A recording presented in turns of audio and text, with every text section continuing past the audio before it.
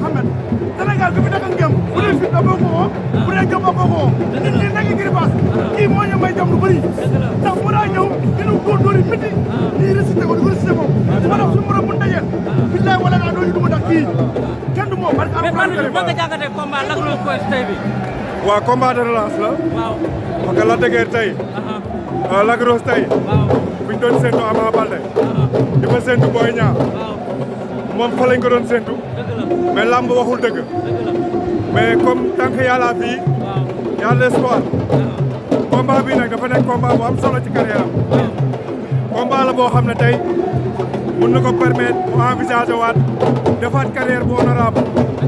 moo tax combat bu am solo la ci carrière am mu takk mu war ko bëri ci fulla bëri ko ci jom bëri ko ci détermination parce que soxlawul dara lu dul ndam di ko ñaanal yàlla may ko ndam ndax sama rakk la sama xarit la te dafa bokk ci làmb Lac Rose dafa bokk ci làmb boo xoolee ci yoonu làmb Ama Baldé da ko doon moytu Boy Niang da ko doon moytu làmb waxul dëgg rek mais tey foofu la waroon nekk mais tey ñu ngi koy ñaanal yàlla may ko ndam combat la nag boo xam ne tey bu ci génnee day mën a fekk ci ay moromam di ko ñaanal yàlla may ko ci ndam ndax xale la boo xam ne dafa bokk ci làmb dafa tardé rek mais daa bokk te combat bi moo koy indiwaat te yàlla na ko ci yàlla defal ndam waaw gis nga ni may ñaxee bay si ñun lii mooy suñu deret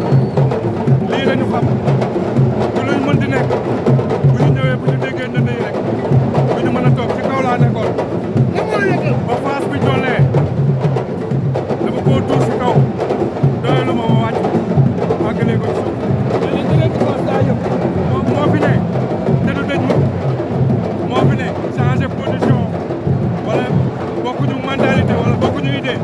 lu tax ñoo bokk te rek loolu la demee phase bee yow merci beaucoup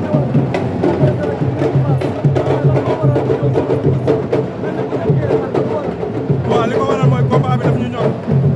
Lac Rose sama rakk la sama xarit la mu jox ma cër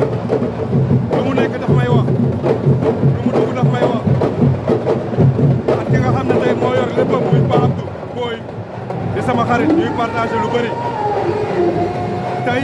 boo gisee ñu def nii dañ ñëw pour motiver ko mu gis suñu kanam gis suñu présence pour motiver ko davantage mu gën a am courage ci combat bi mu jëm xam ni soxlawuñu si dara lu dul victoire waaw fu sori la koy yóbbu parce que Lac Rose gëj na bëre trop mais ba léegi làmb mi ngi koy bàyyi xel kon moo lay wan ni dafa bokk combat bi bu ko daanee fi mu nekkoon fa lay delluwaat directement mi ngi mel ni contrat booy renouveler tacitement noonu la demee jërëjëf.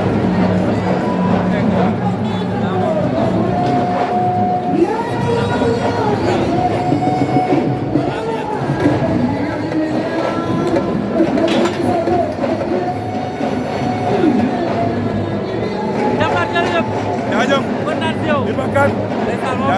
merci beaucoup